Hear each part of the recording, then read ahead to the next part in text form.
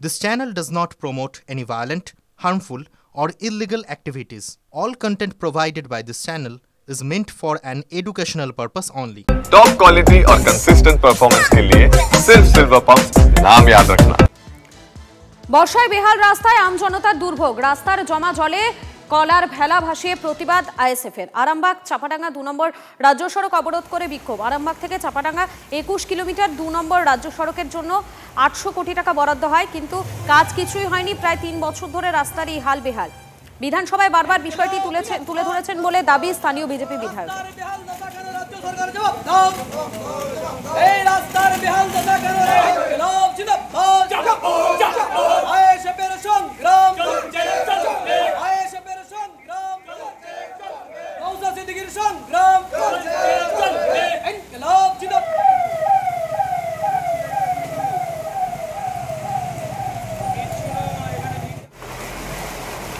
তন্ময় রয়েছেন আমাদের সঙ্গে টেলিফোন লাইনে। তন্ময়, যারা স্থানীয়রা রয়েছেন তারা কি বলছেন এই বিষয়ে? কতদিন ধরে তারা এই সমস্যায় রয়েছেন? দেখো, অভিযোগ আরামবাগের বলরামপুর থেকে মায়াপুর পর্যন্ত এই যে 4 কিলোমিটার রাস্তা, দীর্ঘদিন ধরেই এইরকমই অবস্থা। এমনকি আরামবাগ থেকে যে চাপাডাঙ্গা যে 4 লেন রাস্তা, যেখানে ঝাঁচকচকে রাস্তা, কিন্তু তার মধ্যেই এই 4 কিলোমিটার রাস্তা নিয়ে এলাকার মানুষজন থেকে বিভিন্ন নিত্যযাত্রী থেকে সবাই কিন্তু ক্ষুব্ধ।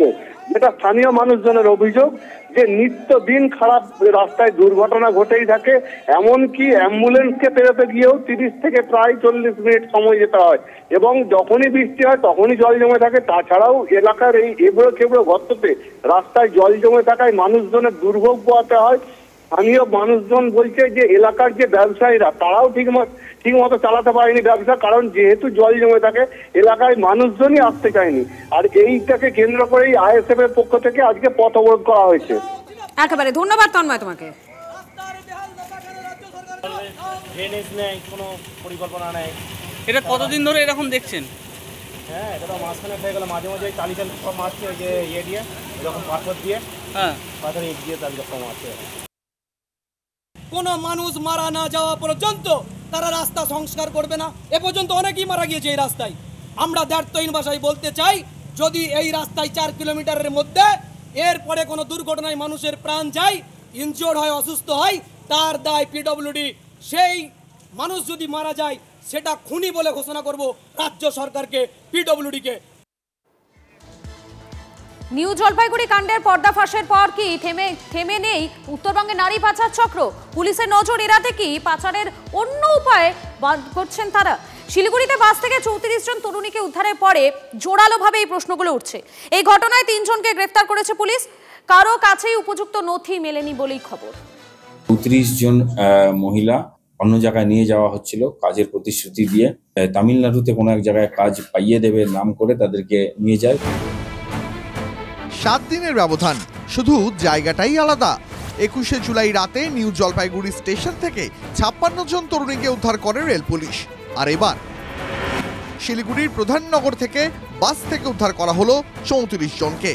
সবাই প্রায় উত্তরবঙ্গের চা বলয়ের বাসিন্দা। এই ঘটনার নেপথ্যেও কি নারী পাচার চক্রের হাত? সব সম্ভাবনাই খতিয়ে দেখছে পুলিশ। জিজ্ঞাসাবাদের পরে জানা যায় কিছু লোকজন তাদেরকে আউটার স্টেটে তামিলনাড়ুতে কোনো এক জায়গায় কাজ পাইয়ে দেবে নাম করে তাদেরকে নিয়ে যায়। যে লফুল অথরিটি বা ডকুমেন্টেশন সেরকম কিছু ছিল না। এবার আর ট্রেন নয়, এবার বাসে করেই মেয়েদেরকে পাচার করা হচ্ছিল ভিন রাজ্যে। উত্তরবঙ্গের প্রত্যন্ত এলাকা থেকে 34 জন মেয়েকে নিয়ে যাওয়া হচ্ছিল দক্ষিণের তামিলনাড়ুতে। নিউ জলপাইগুড়ি স্টেশনে 56 জনকে তামিলনাড়ুতে নিয়ে যাওয়ার কথা বলা হয়েছিল। প্রায় একই কথা বলা হয়েছিল শিলিগুড়িতে বাস থেকে উদ্ধার হওয়া তরুণীদেরও। প্রথম ঘটনায় 56 জন তরুণীকে বিহারগামী ট্রেনে তোলা হয়। দ্বিতীয় ঘটনায় তরুণীদের বাসে করে নিয়ে যাওয়া হচ্ছিল ঝাড়খণ্ডের রাঁচিতে। এমনটাই দাবি উদ্ধার হওয়া এক তরুণীর। আমরা তো চেন্নাই যেতেছিলাম। হ্যাঁ, চেন্নাইয়ে কি মানে বাসে করে না ট্রেনে? না, আলিপুর থেকে তো ট্রেন পাওয়া যায় না, তার জন্য আমরাও রাঁচি যেতেছিলাম। হ্যাঁ, রাঁচি থেকে তারপর ট্রেনে। Yes sir.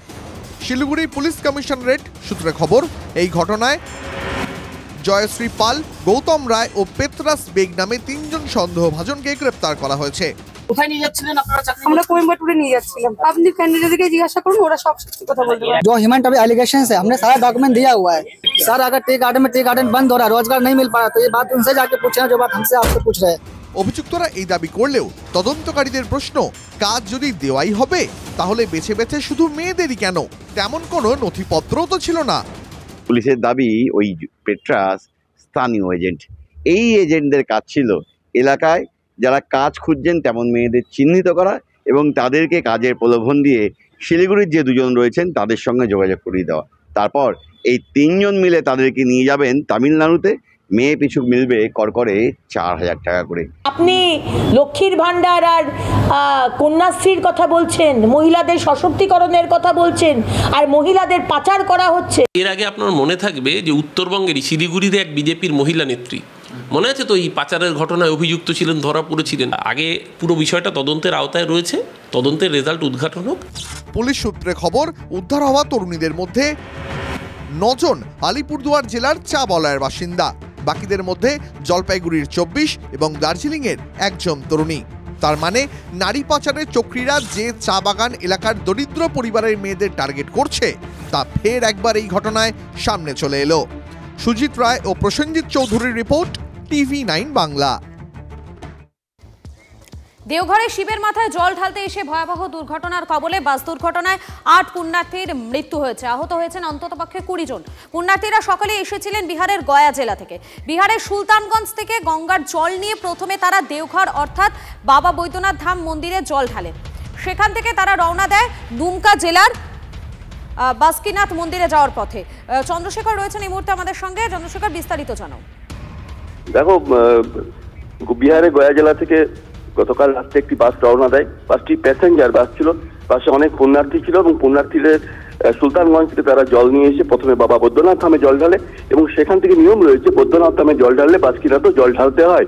সেভাবে সেই বাসটি আবার রওনা দেয় দেওঘরের থেকে দুমকার পথে এবং জামুনিয়া চক, মোহনপুর থানার জামুনিয়া চকের কাছে বাসটি নিয়ন্ত্রণ হারায়। নিয়ন্ত্রণ হারিয়ে রাস্তার ধারে ইটের স্তূপ ছিল, সেখানে ধাক্কা মারে। মনে করা হচ্ছে ড্রাইভার বা চালকের হয়তো চোখে ঘুম লেগে গেছিল এবং তাই দুর্ঘটনা ঘটে।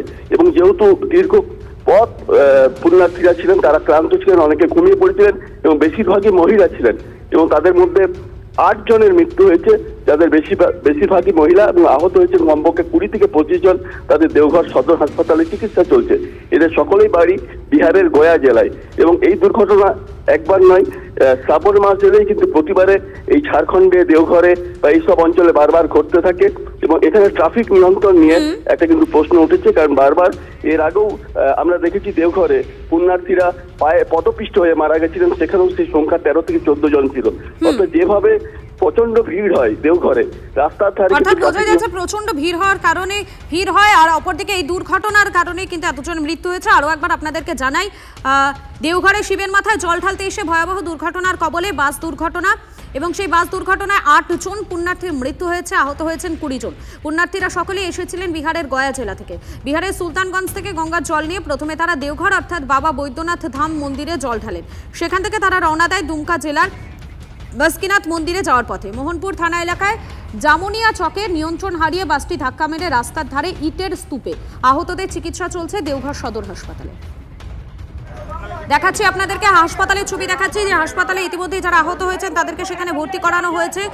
সেই ছবি দেখাচ্ছি আপনাদেরকে। দেওঘরের ছবি দেখতে পাচ্ছেন, যেখানে বাবার মাথায় জল ঢালতে গিয়ে দুর্ঘটনার কবলে পড়ে একটি পুণ্যার্থী বোঝাই বাস। 8 জন পুণ্যার্থীর মৃত্যু হয়েছে, আহত হয়েছেন কমপক্ষে 20 জন। আর এই মুহূর্তে দেখতে পাচ্ছেন দুর্ঘটনাগ্রস্ত বাসটির ছবি দেখাচ্ছি আপনাদেরকে, কিভাবে বাসটি দুর্ঘটনার কবলে পড়েছে সেই ছবি দেখাচ্ছি। আহতদের তড়িঘড়ি উদ্ধার করে স্থানীয় হাসপাতালে নিয়ে যাওয়া হয়, সেখানেই তাদেরকে চিকিৎসার জন্য নিয়ে যাওয়া হয়। लोग आगे वाला बोल रहे थे कि हल्का नींद में था, नशा में था, ऐसे बोल रहे थे। वो टेंडर मारा, ईटा था ना, ईटा जो रखा हुआ रहता है उसी में ठोक दिया, पूरे सीट से सब आदमी जम गया। हम भी जम गए थे, लेकिन हम ताकत से निकल गए। हमने 1 घंटा तक आशा देखा गाँव वाला को कि कोई आके निकाले, वो बच जाती, लेकिन कोई आया नहीं।